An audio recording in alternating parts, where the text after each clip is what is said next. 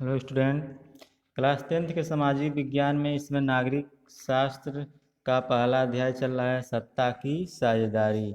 पिछले वीडियो में आपने पढ़ा था बेल्जियम और श्रीलंका के बारे में और श्रीलंका में बहुसंख्यकवाद के बारे में। तो आज का जो पॉइंट है, आज इसमें पहले अध्याय में सत्ता की साझेदारी में अगला पॉइंट पढ़ेंगे बेल्जियम की समझदारी। पहला पॉइंट है बेल्जियम की समझदारी, दूसरा पॉइंट है सत्ता की साझेदारी क्यों जरूरी, और लास्ट पॉइंट क्या है, सत्ता की साझेदारी के रूप में। तो जो पहला पॉइंट है बेल्जियम की समझदारी, तो इसके बारे में आज हम पढ़ेंगे। देखिए, जो बेल्जियम के नेता थे, उन नेताओं ने बेल्जियम के नेताओं ने श्रीलंका से अलग बेल्जियम के नेताओं ने श्रीलंका से अलग रास्ता अपनाने का फैसला किया। देखिए, उन्होंने क्षेत्रीय अंतरों और सांस्कृतिक जो विविधता थी उसको स्वीकार कर लिया। क्षेत्रीय अंतरों और सांस्कृतिक विविधता को स्वीकार किया, और इसके साथ साथ उन्होंने क्या किया, इसके साथ साथ 1970 और 1993 1970 और 1993 को उन्होंने इसके बीच अपने संविधान में 4 संशोधन सिर्फ इस बात के लिए किए कि देश में रहने वाले किसी भी आदमी को बेगानेपन का एहसास न हो, यानी कि देश में जो भी रहता है वो उसे मतलब कि वो बाहरी, अपने आप को बाहरी न माने और सभी मिलजुल कर रह सकें। इसीलिए उन्होंने क्या किया, इसीलिए उन्होंने ऐसी व्यवस्था की कि वो बहुत ही कल्पनाशील है, मतलब कि कोई और देश ऐसा नहीं कर पाया जैसा कि उन्होंने किया था। बेल्जियम के मॉडल, मतलब कि उसके बारे में हम कुछ बातों पे डिस्कस करेंगे, जिसमें जो पहला पॉइंट है बेल्जियम ने क्या किया। पहला पॉइंट है कि बेल्जियम ने संविधान में इस बात का स्पष्ट प्रावधान है कि बेल्जियम के संविधान में कि केंद्रीय सरकार में डच और फ्रेंच भाषी मंत्रियों की संख्या समान रहेगी, यानी कि जो डच भाषी लोग हैं मंत्री हैं और जो फ्रेंच भाषी मंत्री हैं, इन दोनों की जो साझेदारी होगी वह एक बराबर रहेगी। कुछ विशेष कानून तभी बन सकेंगे जब दोनों भाषा के समूह के सांसद का बहुमत उसके पक्ष में हो, यानी कि दोनों के जो सांसद हैं उनका अगर बहुमत उनके पक्ष में होगा तो ही क्या होगा, वे विशेष कानून तभी बन सकते हैं। और इस प्रकार किसी एक समुदाय के लोग एक तरफा फैसला नहीं ले सकते हैं, चाहे वो डच हो या फ्रेंच भाषी हो, वे एक तरफा फैसला नहीं ले सकते। दूसरा पॉइंट क्या था, केंद्र सरकार की अनेक शक्तियां देश के 2 इलाकों की क्षेत्रीय सरकारों को सुपुर्द कर दी गई, यानी कि जो केंद्र सरकार की शक्तियां थी वो कहाँ की गई, 2 इलाके जो थे वहाँ की जो क्षेत्रीय सरकार थी उनको वह शक्ति दे दी गई, यानी कि राज्य सरकारें केंद्रीय सरकार के अधीन नहीं है। अब क्या किया गया कि अब ये शक्ति जब केंद्र सरकार से राज्य सरकारों के बीच चला गया, उन क्षेत्रीय सरकारों के बीच चला गया, तो शक्ति मिलने के बाद क्या हुआ कि अब जो राज्य सरकारें थी वे केंद्र सरकार के अधीन नहीं रह गई। फिर अगला पॉइंट क्या है, तीसरा, ब्रुसेल्स जो बेल्जियम की राजधानी था ब्रुसेल्स, उसमें अलग सरकार है और उसमें दोनों समुदायों का समान प्रतिनिधित्व रहेगा।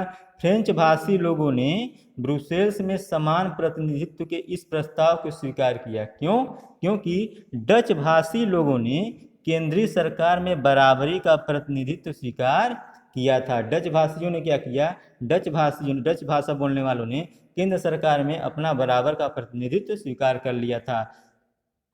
इसके बाद चौथा पॉइंट क्या है, केंद्रीय और राज्य सरकारों के अलावा जो केंद्र सरकार है और राज्य सरकार है, इन दोनों के अलावा तीसरे स्तर की सरकार भी काम करती है, यानी कि सामुदायिक सरकार।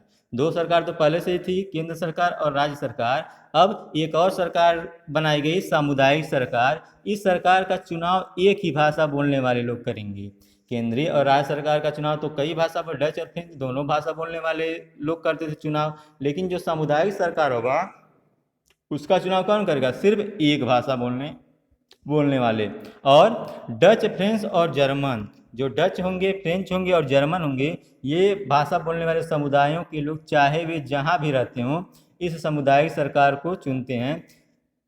मतलब कि डच, फ्रेंच और जर्मन भाषा बोलने वाले जो समुदाय के लोग हैं वे कहीं भी हों, तो चाहे वे जहाँ भी रहते हों, इस समुदाय की सरकार को चुनते हैं। इस प्रकार को संस्कृत जो है शिक्षा और भाषा जैसे मसलों पर फैसले लेने का अधिकार, इस प्रकार जो सरकार ही क्या कर सकती है, संस्कृत पे, शिक्षा पे और भाषा जैसे मसलों पे फैसले लेने का अधिकार किसको दिया गया, सरकार को दिया गया। तो ये था बेल्जियम का मॉडल। देखिए जो बेल्जियम था निश्चित रूप से जटिल है, बेल्जियम का जो मॉडल है वो निश्चित रूप से जटिल था। क्यों? क्योंकि खुद बेल्जियम में रहने वाले जो लोग थे उनके लिए भी यह व्यवस्था बेहद ही सफल है। इसमें से जो मुल्क में गृह युद्ध की आशंका थी उस पर विराम लग गया। ये जो नियम बनाया गया ये जटिल तो था, लेकिन निश्चित रूप से ये जटिल है, लेकिन यहाँ के रहने वाले लोगों के लिए क्या रही, बेहद सफल रही, क्योंकि गृह युद्धों पे विराम लग गया। वरना जो गृह युद्ध की स्थिति बेल्जियम भाषा के आधार पर बेल्जियम देश था वो भाषा के आधार पर दो भागों में बट गया था, दो टुकड़ों में बट गया था। जब अनेक यूरोपीय देशों ने क्या किया, अनेक यूरोपीय देशों ने साथ मिलकर यूरोपीय संघ बनाने का फैसला किया तो ब्रुसेल को उसका मुख्यालय चुना गया था। इसके अलावा बेल्जियम और श्रीलंका की इन कथाओं से हमें क्या शिक्षा मिलती है। अब बेल्जियम के बारे में हमने पढ़ा और बेल्जियम में 3 सरकारें बनाई गई। इसके अलावा श्रीलंका के भी बारे में पढ़ा कि श्रीलंका में किसकी सरकार बनाई गई, सिंहलियों की, क्योंकि उनकी संख्या ज़्यादा थी। तो बेल्जियम दोनों से हमें क्या क्या हमने सीखा कि दोनों ही देश में लोकतंत्र है, लोकतांत्रिक सरकार दोनों ही देश में है, फिर भी सत्ता में साझेदारी के सवाल को उन्होंने अलग अलग ढंग से निपटाने की कोशिश की। बेल्जियम के नेताओं को लगा कि विभिन्न समुदाय और क्षेत्रों की भावनाओं का आदर करने पर ही देश की एकता संभव है। बेल्जियम को क्या लगा, बेल्जियम के नेताओं को लगा कि एकता कब बनाया जा सकता है, जब समुदाय के जो क्षेत्र के लोग हैं उनकी भावनाओं का आदर किया जाए। और इस एहसास के चलते दोनों पक्ष सत्ता में साझेदारी करने पे सहमत हुए। वहीं श्रीलंका में क्या हुआ, श्रीलंका में ठीक इसका उल्टा हुआ। श्रीलंका में क्या हुआ कि श्रीलंका में ये हुआ कि इसका उल्टा, जिससे ये पता चलता है कि उल्टा क्यों हुआ कि श्रीलंका में सिंहलियों को ही सरकार या शासन के जो दी गई भागीदारी वो किनको दी गई, सिंहलियों को दी गई, जबकि बेल्जियम में सब में बांट दी गई। तो इससे क्या पता चलता है, इससे ये पता चलता है कि अगर बहुसंख्यक समुदाय दूसरों पर प्रभुत्व कायम करने और सत्ता में उनको हिस्सेदार न बनाने का फैसला करता है तो इससे देश की एकता ही संकट में पड़ सकती है। यानी कि देश की एकता संकट में कब पड़ेगी, जब वहाँ पे सत्ता एक व्यक्ति, एक समूह के हाथों में चली जाए और दूसरा समूह क्या हो जाए, असंतोष, दूसरे समूह में असंतोष आ जाए तो क्या हो सकता है, तो वहाँ पे देश पे संकट पड़ सकता है। लेकिन अगर सभी की भावनाओं का आदर किया जाए, सभी को साथ लेके चला जाए तो क्या होगा, तब जाके देश को एकता के सूत्र में बांधा जा सकता है। तो ये था बेल्जियम की समझदारी। अब दूसरा पॉइंट क्या है, दूसरा पॉइंट है सत्ता की साझेदारी जरूरी क्यों है, यानी कि क्यों जरूरी है। तो देखिए सत्ता के जो बंटवारे के पक्ष में दो तरह के तर्क दिए जा सकते हैं, दो तरह के तर्क दिया जा सकता है। पहला, सत्ता का बंटवारा ठीक है क्योंकि इससे विभिन्न सामाजिक समूहों के बीच टकराव का अंदेशा कम हो जाता है। यानी कि अगर हम सत्ता का बंटवारा कर देते हैं तो क्या होगा, टकराव की संभावना कम हो जाती है, क्योंकि सामाजिक टकराव आगे बढ़कर हिंसा और राजनीतिक स्थिरता का रूप ले लेती है। क्योंकि जब टकराव होगा तो वो आगे बढ़कर क्या होगा, हिंसा होगा, क्रांति होगी, आंदोलन होगी। इसलिए सत्ता में हिस्सा दे देना क्या है, अच्छी बात है, यह राजनीतिक स्थायित्व के लिए अच्छी बात है। लेकिन बहुसंख्यक समुदाय की इच्छा को बाकी सभी पे थोपना तत्कालिक तौर पे लाभकारी लग सकता है। अगर जहाँ पे संख्या ज़्यादा है, यानी कि जैसे जर्मन भाषा या डच भाषी बोलने वाले ज़्यादा लोग हैं, तो उनको अगर हम साझेदारी दे देंगे सत्ता में, उनकी शासन रहेगी, तो ये कुछ टाइम के लिए लाभकारी हो सकता है, लेकिन आगे चलकर क्या होगा, देश की अखंडता के लिए ये घातक सिद्ध हो सकता है। जैसे ये कि जहाँ पे जैसे हिंदू और मुस्लिम हैं, अगर कहीं पे हिंदुओं की संख्या ज़्यादा है और मुसलमानों की कम है और सरकार किसकी बना दी जाए, हिंदुओं की बना दी जाए, तो वह कुछ टाइम के लिए क्या होगा, कुछ टाइम के लिए वह लाभकारी होगा, लेकिन आगे चल के वह क्या होगा, घातक सिद्ध हो सकता है। इसलिए अगर जहाँ पे मुसलमान हो और हिंदू हैं और क्या हुआ, किसी की भी संख्या ज़्यादा हो, लेकिन अगर सत्ता में दोनों को साझेदारी दिया जाएगा तो वह उस देश के लिए क्या होगा, अच्छा होगा, उस राज्य के लिए अच्छा होगा, उसकी एकता के लिए अच्छा होगा। तो बहुसंख्यकों का आतंक सिर्फ अल्पसंख्यकों के लिए ही परेशानी पैदा कर सकता है, अक्सर यह बहुसंख्यक के लिए भी बर्बादी का कारण बनता है। मतलब मैंने क्या बताया कि जहाँ पे संख्या ज़्यादा है, जनसंख्या जिस धर्म की ज़्यादा है या जिस भाषाई लोगों की जनसंख्या ज़्यादा है, सिर्फ वही अगर सत्ता में रहेंगे तो वो आगे बढ़कर बर्बादी का कारण बन सकता है। इसलिए सत्ता का बंटवारा होना चाहिए।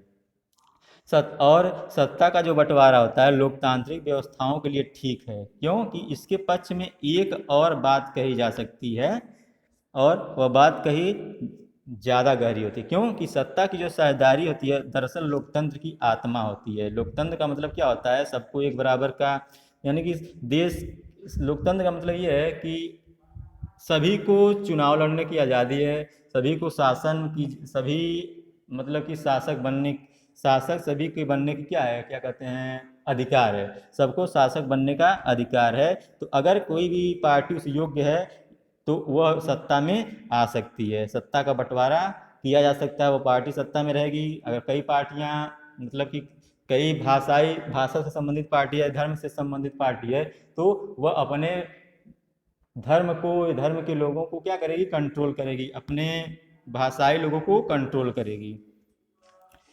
तो इन दो तर्कों में से हम युक्तिपरक और दूसरे को नैतिक तर्क कह सकते हैं। यानी कि युक्तिपरक या समझदारी का तर्क लाभ कर परिणामों पर जोर देता है, जबकि नैतिक तर्क होता है वह सत्ता जो होता है उसके बंटवारे के अंतर्भूत महत्व को बढ़ाता है। मतलब ये है कि सत्ता की साझेदारी जरूरी है। क्यों? अगर सत्ता की साझेदारी जरूरी से फायदा क्या है, सत्ता की साझेदारी से फायदा ये है कि देश को एकता के सूत्र में बांधा जा सकता है। जहाँ पे सत्ता की साझेदारी नहीं होगी, सिर्फ एक भाषाई या एक धर्म से संबंधित सत्ता होगी, वहाँ पे क्या होगा, वहाँ पे उपद्रव होना स्वाभाविक है, यानी कि वहाँ पे हिंसा जरूर होगी। तो देश को एकता के सूत्र में बांधने के लिए सत्ता की साझेदारी जरूरी है। अब है अगला पॉइंट, सत्ता की जो साझेदारी है, सत्ता की साझेदारी के रूप। अब सत्ता के साझेदारी के रूप क्या होते हैं, सत्ता के साझेदारी के रूप देखिए, राजनीतिक जो सत्ता का बंटवारा नहीं किया जा सकता, जो राजनीतिक सत्ता होती है उसका बंटवारा नहीं किया जा सकता। इसी धारणा के विरुद्ध सत्ता की साझेदारी का विचार सामने आया। देखिए, लंबे समय से यही मान्यता चली आ रही थी कि सरकार की सारी शक्तियां एक व्यक्ति या किसी खास स्थान पर रहने वाले व्यक्ति समूह के हाथ में रहना चाहिए। यानी कि हमें पुराने समय पढ़ा है, काफ़ी पुरानी मान्यता है कि जो सत्ता होनी चाहिए वह किसी एक व्यक्ति के हाथ में ही होनी चाहिए, या किसी एक खास स्थान पर रहने वाले व्यक्ति समूह के हाथ में ही होनी चाहिए, जबकि ऐसा नहीं होना चाहिए। सत्ता, क्योंकि अगर फैसले लेने की शक्ति बिखर गई तो तुरंत फैसले लेना और उन्हें लागू करना संभव है। देखिए, हमने क्या पढ़ा, हम पुरानी मान्यता यह है कि सत्ता जो होती है वो एक व्यक्ति के हाथ में होनी चाहिए। क्यों ऐसा? इसलिए कहा गया है कि अगर एक व्यक्ति के हाथ में सत्ता होगी तो निर्णय जो होगा वो जल्दी से लिया जा सकता है। अगर सत्ता कई लोगों के हाथ में होगी तो कई लोग अपने अपने तर्क देंगे, तो निर्णय लेने में भी क्या होगी, दिक्कत होगी, कठिनाई होगी। इसलिए पुरानी जो मान्यता है वो क्या है, पुरानी मान्यता है कि सत्ता एक व्यक्ति या एक समूह के हाथ में होनी चाहिए, जिससे निर्णय लेना क्या होगा, आसान हो जाएगा। लेकिन लोकतंत्र का एक बुनियादी सिद्धांत है कि जनता ही सारी राजनीतिक शक्ति का स्रोत है। यानी कि जनता क्या है, राजनीतिक शक्ति का स्रोत है, क्योंकि जनता ही क्या करती है, उस शासक को चुनती है। इसमें लोग जो होते हैं वो स्व शासन की संस्थाओं के माध्यम से अपना शासन चलाते हैं। एक अच्छा जो लोकतंत्र होता है, एक अच्छा लोकतांत्रिक शासन, उसमें समाज के विभिन्न समूहों और उनके विचारों को उचित सम्मान दिया जाता है, और सार्वजनिक नीतियां तय करने में उस सबकी बातें क्या होती हैं, शामिल होती हैं। यानी कि लोकतांत्रिक शासन में, एक अच्छा लोकतांत्रिक शासन है उसमें कोई भी निर्णय होता है उसमें सबकी हाँ शामिल होती है, यानी सबकी बातें शामिल होती हैं। इसलिए उसी लोकतांत्रिक शासन को अच्छा माना जाता है जिसमें ज़्यादा से ज़्यादा नागरिकों की राजनीतिक सत्ता में हिस्सेदार बनाया जाए। यानी कि पिछले क्लास में आपने पढ़ा होगा कि अच्छा लोकतंत्र वही है जिसमें ज़्यादा से ज़्यादा नागरिकों की क्या हो, उस सत्ता में भागीदारी हो। अगर नागरिकों की भागीदारी सत्ता में नहीं है तो इसका मतलब क्या है कि सत्ता जो है वो लोकतंत्र, वह अच्छा लोकतंत्र, जो अच्छा लोकतंत्र का उदाहरण होता है वह नहीं हो पाएगा। तो जितना ज़्यादा लोग राजनीति में शामिल होंगे, किसी भी मामले में शामिल होंगे, तो वह क्या होगा, वह सबसे अच्छा लोकतंत्र होगा। क्योंकि लोकतंत्र का मतलब ही क्या होता है कि लोगों का शासन, लोगों के लिए, लोगों द्वारा चलाया गया लोगों का शासन ही क्या होता है, लोकतंत्र होता है। जनता के लिए जनता द्वारा किया गया शासन ही, तो उसमें जनता का भी हिस्सेदारी, वहाँ के नागरिकों की भी हिस्सेदारी होनी चाहिए, तो वही अच्छा लोकतंत्र कहलाएगा। तो जो कुछ प्रचलित मान्यताएं हैं उसके बारे में हम चर्चा करेंगे। उसमें का पहला पॉइंट क्या है, पहला पॉइंट यह है, शासन के विभिन्न अंग जैसे विधायिका, कार्यपालिका और न्यायपालिका के बीच सत्ता का बंटवारा रहता है। जो शासन के विभिन्न अंग होते हैं, पहला पॉइंट है शासन के विभिन्न अंग, विधायिका, कार्यपालिका और न्यायपालिका, इनके बीच सत्ता का बंटवारा। जैसे कि हम, भारत एक लोकतंत्र है और भारत में क्या है, विधायिका है, कार्यपालिका है और न्यायपालिका है। सत्ता का बंटवारा इन तीनों के हाथ में ही है। तो इससे क्या होता है, हमें इसे हम सत्ता का क्षैतिज वितरण कहेंगे, क्योंकि इसमें सरकार के विभिन्न अंग एक ही स्तर पर रहकर अपनी अपनी शक्तियों का उपयोग करते हैं। यानी कि जैसे कि न्यायपालिका बनाया गया, न्यायपालिका का काम क्या है, न्याय से संबंधित काम करना, वो करता है। कार्यपालिका का जो काम है वो करता है। विधायिका का काम क्या है, विधायिका का काम क्या है, विधायिका का काम है क्या करना, संशोधन करना, नियम बनाना, कानून बनाना, तो वो करती है। यानी कि सभी को जो जो शक्तियां दी गई हैं, विधायिका को, कार्यपालिका को, न्यायपालिका को, वे अपने अपने हिसाब से भी करती हैं। तो ये होना चाहिए, यानी कि हर देश में लोकतंत्र में विधायिका, कार्यपालिका और न्यायपालिका का बंटवारा होना चाहिए। तो ऐसे बंटवारे से यह सुनिश्चित हो जाता है कि कोई भी एक अंग सत्ता का असीमित उपयोग नहीं कर सकता। अगर सभी को बराबर बराबर शक्तियां दी गई रहेंगी तो कोई भी जो अंग है सत्ता का, वो अपने शक्ति का दुरुपयोग नहीं कर सकता है और हर अंग दूसरे पे अंकुश रखता है। यानी कि कार्यपालिका विधायिका न्यायपालिका पर, न्यायपालिका कार्यपालिका, इस तरह से क्या होगा, सभी एक दूसरे की शक्तियों का निगरानी करेंगे और इसके साथ साथ क्या होगा, इसके साथ साथ वे उनकी शक्तियों को अंकुश में भी रखेंगे, अंकुश रखे रहेंगे। इससे विभिन्न संस्थाओं के बीच जो सत्ता होगा उसका संतुलन बनता है। विभिन्न संस्थाओं के बीच के जो शक्ति का संतुलन होता है वो बना रहता है। और लोकतांत्रिक संस्थाओं के बारे में पिछला क्लास था, क्लास 9, उसमें आप पढ़े होंगे कि हमारे देश में कार्यपालिका सत्ता का उपयोग करती है। यानी कि जो सत्ता की पूरी शक्तियाँ होती है वो किसके हाथ में होती है, कार्यपालिका के हाथ में। और पर यह संसद के अधीन भी कार्य करती है। शक्ति तो कार्यपालिका के हाथ में होती है, लेकिन वह किसके अधीन होती है, वह संसद के अधीन होती है।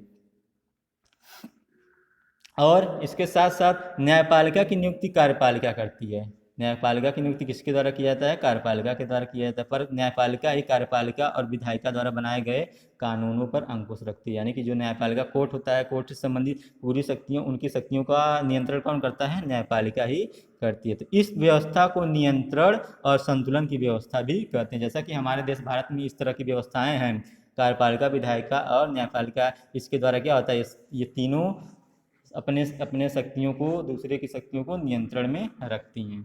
अब दूसरा पॉइंट क्या है, सरकार के बीच भी विभिन्न स्तरों पर सत्ता का बंटवारा हो सकता है। जैसे पूरे देश के लिए एक सामान्य सरकार हो और फिर प्रांत या क्षेत्रीय स्तर पर अलग अलग सरकारें रहें। जैसा कि हमारे देश में है कि पूरे देश के लिए एक अलग सामान्य सरकार, जैसे कि मान लीजिए भाजपा है, भाजपा पूरे देश के लिए है, पूरे देश की एक सरकार है भाजपा की।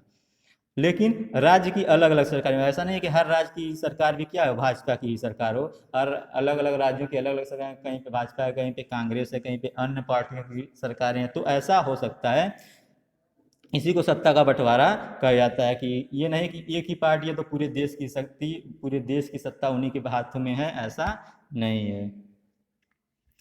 देखिए, पूरे देश के लिए बनने वाली ऐसी सामान्य सरकार को अक्सर संघ या केंद्र सरकार कहा जाता है। जो पूरे देश के लिए सरकार बनती है उसे क्या कहते हैं, केंद्रीय सरकार या संघ सरकार। जैसे कि भाजपा की जो नरेंद्र मोदी जो देश के प्रधानमंत्री, उनकी जो पार्टी है भाजपा, वो कौन सी पार्टी है, वो कौन सी सरकार चलाती है, केंद्रीय सरकार। यानी कि उसे क्या कहेंगे, उसे केंद्र सरकार का या संघ सरकार कहेंगे।